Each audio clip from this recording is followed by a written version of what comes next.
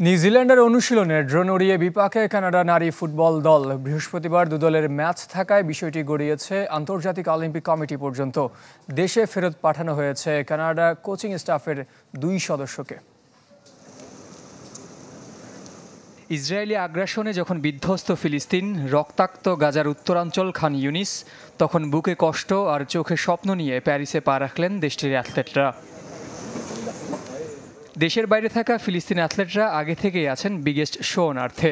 বুধবার তাদের সাথে যোগ দেন দেশ থেকে আসা বাকিরা। যাদের কারণে যুদ্ধ বিধ্বস্ত ফিলিস্তিন, সেই ইসরায়েলের বিপক্ষে বিক্ষোভ চলছে প্যারিসেও। মালির বিপক্ষে দেশটির ফুটবল ম্যাচে নিয়োজিত করা হয়েছে 1000 পুলিশ। বুধবার অলিম্পিক মাতাতে ভালোবাসার নগরীতে এসেছে চীনের সাঁতার দল।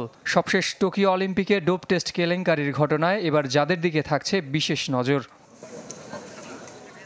এদিকে ড্রোন কাণ্ডে বেকায়দায় কানাডা ফুটবল দল। সোমবার সাঁ-এতিয়ায় অনুশীলনের সময় ড্রোন দেখতে পেয়ে পুলিশে অভিযোগ জানায় নিউজিল্যান্ড নারী দল। সে ঘটনায় কানাডা ফুটবল দলের এক সাপোর্ট স্টাফকে আটক করে আইনশৃঙ্খলা বাহিনী।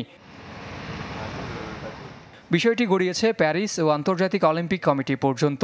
তবে গোয়েন্দাগিরির অভিযোগ অস্বীকার করলেও নিউজিল্যান্ড দলের কাছে ক্ষমা চেয়েছে কানাডা অলিম্পিক কমিটি। শুধু ক্ষমা চেয়েই থামেনি, নারী ফুটবল দলের সহকারী কোচ ও অ্যানালিস্টকে দেশে ফেরত পাঠিয়ে দিয়েছে। নারী ফুটবলের স্বর্ণ ধরে রাখার মিশনে বৃহস্পতিবার নামবে কানাডা। গ্রুপ এতে তাদের প্রথম প্রতিপক্ষ এই নিউজিল্যান্ড, যে কারণে ভিন্ন মাত্রা পেয়েছে ড্রোন কাণ্ড।